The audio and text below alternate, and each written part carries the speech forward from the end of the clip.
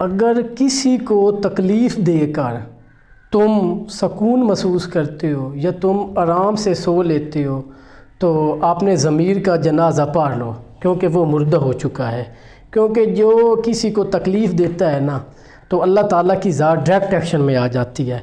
بہت سے لوگ ایک دوسرے کو تکلیف پہنچاتے ہیں جو کہ بہت سخت گناہ ہے ہر لحاظ سے اور ہر مذہب میں۔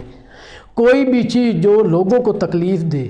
چاہے راستے میں ہے یا چاہے کسی کے دل میں، اس کو ہٹا دو۔ حضور کریم صلی اللہ علیہ وسلم نے فرمایا کہ ایمان کا آخری درجہ یہ ہے کہ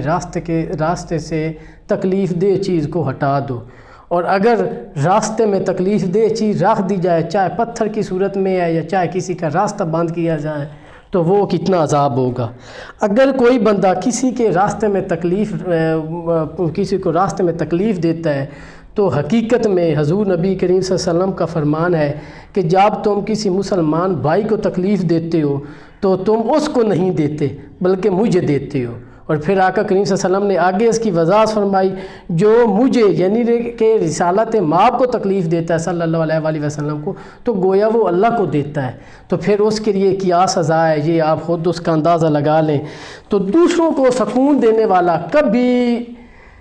ناکام نہیں ہوتا، اور دوسروں کو تکلیف دینے والا کبھی بھی سکون حاصل نہیں کر سکتا۔ اور آج کل یہ جو ٹرینڈ نکلا ہوا ہے کہ ہم اپنا سکون حاصل کرنے کے لیے، اپنی کامیابی حاصل کرنے کے لیے، اپنے دل کو تسلی دینے کے لیے دوسروں کی محبتیں، ان کا سکون، ان کو داؤ پر لگاتے ہیں، تو حقیقت میں ہم کبھی بھی کامیاب نہیں ہو سکتے۔ اور جس کے لیے اللہ تعالیٰ کے ایک بزرگ سے کسی نے پوچھا کہ مجھے کوئی نصیحت فرما دیں، وہ دربار میں گیا یا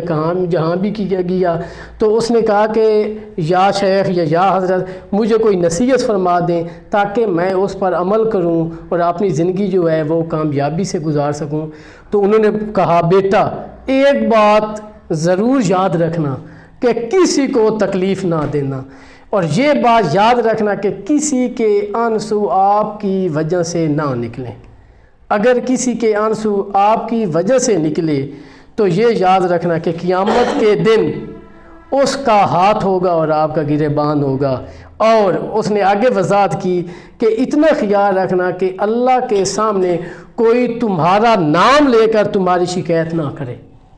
جب کوئی تمہارا نام لے کر تمہاری شکایت کرے گا تو پھر اللہ تعالیٰ کی ذات بہت متحرک ہوگی، اور اللہ تعالیٰ اس وقت تک کبھی بھی معاف نہیں کرتا۔ اب آپ جس پر بھی ظلم کریں، چاہے وہ جس شکل میں بھی ہے، آپ کا سٹوڈنٹ ہے، آپ کا بچہ ہے، جو بھی ہے، تو وہ اس وقت تک آپ کو معاف نہیں ہوگا۔ یہ حقوق العباد کے زمرے میں آتا ہے، حقوق اللہ کے زمرے میں نہیں ہے، تو پھر اللہ اس وقت تک معاف نہیں کرے گا جب تک وہ آپ کو معاف نہ کر دے۔ اس لیے اس سے بچنے کے لیے حقوق العباد کی پابندی کرنی چاہیے اور لوگوں کو سکون دینے کی کوشش کرنی چاہیے۔ اگر آپ سکون چاہتے ہیں تو آپ اپنے سکون کی کوشش نہ کریں بلکہ دوسروں کے لیے آسانیاں پیدا کریں، دوسروں کو سکون دیں، تو آپ کے راستے میں